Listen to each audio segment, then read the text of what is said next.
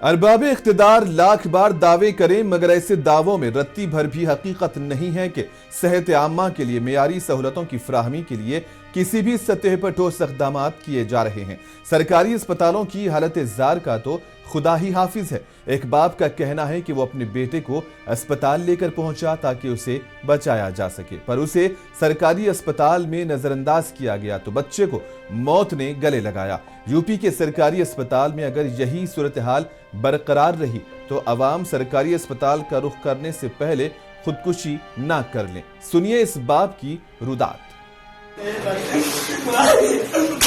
आराम से अरे अरे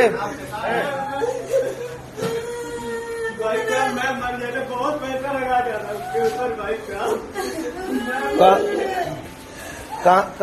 कहाँ से आए हो तुम?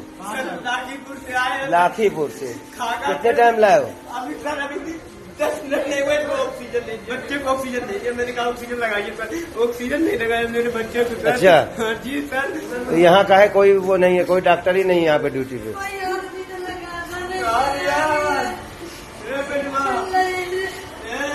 यह हाल है सदर अस्पताल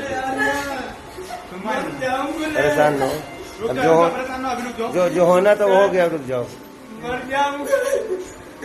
मैंने इसके वजह से पूरा 4 दिन से भूखा हूँ सर।